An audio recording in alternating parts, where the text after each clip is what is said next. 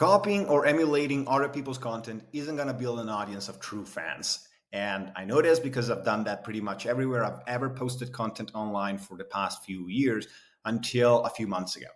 I started doing that in my early days on LinkedIn, and I've even done that initially on this very YouTube channel. For example, on LinkedIn, what I would do is I would use a browser plugin that would allow me to scrape people's profiles and see which were their most popular posts. And then what I would do is I would try to repurpose or create similar posts myself with maybe a few of my own thoughts and examples on my own profile, thinking that, well, if those people got a lot of reach and engagement and their posts were popular, then I would probably get similar results myself or even just a fraction of their success. Well, the reality is that a lot of times my posts never really got popular, and the ones that actually got more views or impressions didn't get as much engagement. And the same goes for my videos on this YouTube channel. If you go back and see the very first 4 to 6 videos, you will see that a lot of them, even the thumbnail style, but specifically the topics and things that I talked about, are things that you will probably find on a lot of different channels on YouTube, and most likely from very popular, more popular channels than mine. So let me tell you why copying or emulating other people's content doesn't work at all, despite people and gurus telling you that you should look at what is already working and do that yourself so you can kind of leapfrog your way to popularity or authority or whatever you want to call it. And I'm also going to give you a few tips on how to find your audience without ever copying or emulating anyone ever again. So first of all, copied content attracts copied clients. Mimicking others doesn't just dilute your message, it attracts the wrong audience altogether. When you mirror someone else's positioning, you will inevitably draw the kind of audience they resonate with. Those people are not aligned with your voice, with your values, or with your vision.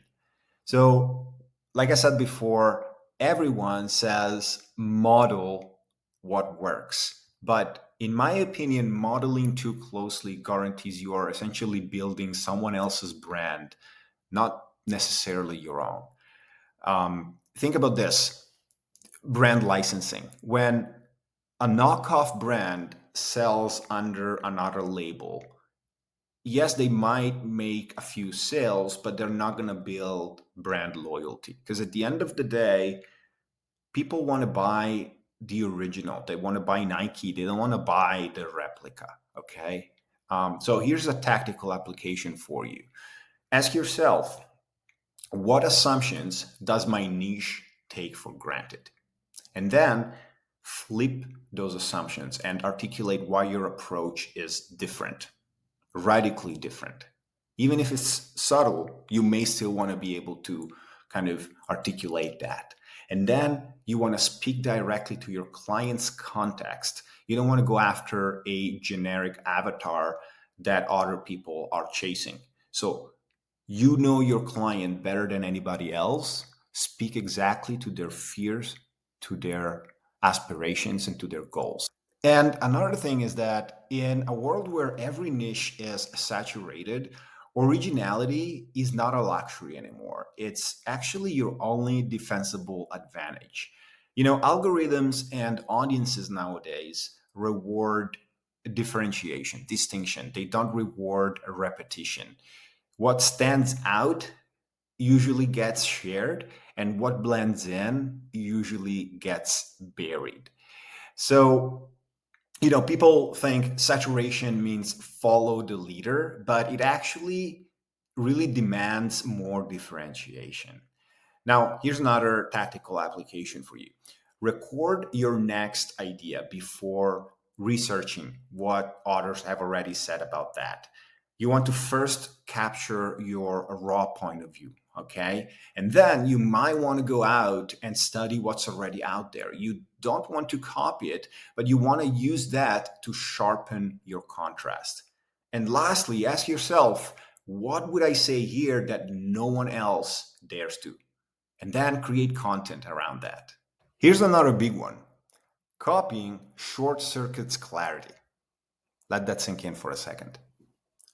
When you copy others, you rob yourself of the iterative process that sharpens your own ideas.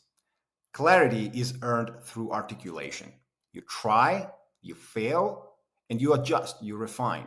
You cannot outsource that, and you cannot even do that by copying or mimicking other people's content. Most people seek shortcuts to authority, but in reality, clarity is your authority. Imagine you are a consultant and you mimic another consultant's funnel.